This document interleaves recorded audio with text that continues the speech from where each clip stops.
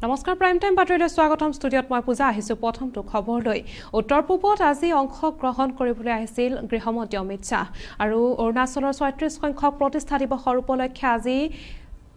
উত্তৰ পূবৰ উপস্থিত হয় গৃহমন্ত্ৰী অমিত শাহ বিমানযোগে লীলাবাৰী বিমানবন্দৰত উপস্থিত হৈছিল অমিত শাহ আৰু লখিমপুৰত গৃহমন্ত্ৰী অমিত শাহ মুখ্যমন্ত্ৰী সৰ্বানন্দ সোণোৱাল আৰু বিত্তমন্ত্ৰী হিমন্ত বিশ্ব শৰ্মাক দেখিবলৈ পোৱা গ'ল চুবুৰীয়া ৰাজ্য অৰুণাচল প্ৰদেশৰ আজি যেহেতু প্ৰতিষ্ঠা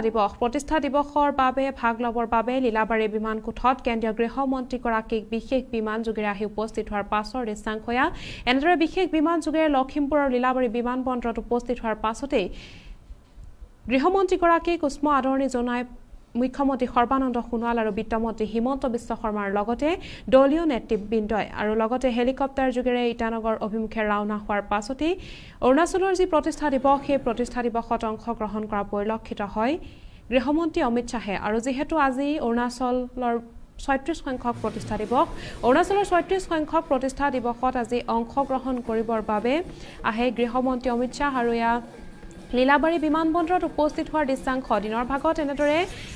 বিশেষ বিমান যোগেৰে গৃহমন্ত্ৰী অমিত শাহ আহি উপস্থিত হোৱাৰ পাছতেই বিভিন্ন ধৰণৰ কলা সংস্কৃতিৰ কলা কৃষ্টি প্ৰদৰ্শন কৰি তেখেতক আদৰণি জনোৱা পৰিলক্ষিত হয় উষ্ম আদৰণি জনোৱা হয় গায়ন বায়নৰ মাজেৰে আৰু উষ্ম আদৰণি জনাই মুখ্যমন্ত্ৰী সৰ্বানন্দ সোণোৱাল মন্ত্ৰী হিমন্ত বিশ্ব শৰ্মাৰ লগতে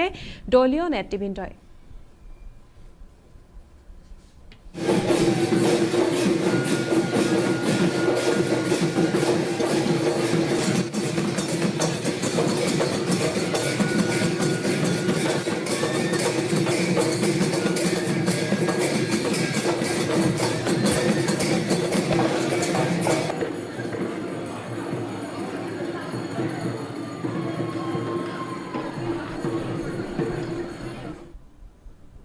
অৰুণাচলৰ ৩৬ সংখ্যক প্ৰতিষ্ঠা দিৱসত অংশগ্ৰহণ কৰা পৰিলক্ষিত হয় মন্ত্ৰীগৰাকীয়ে আৰু গৃহমন্ত্ৰীগৰাকীয়ে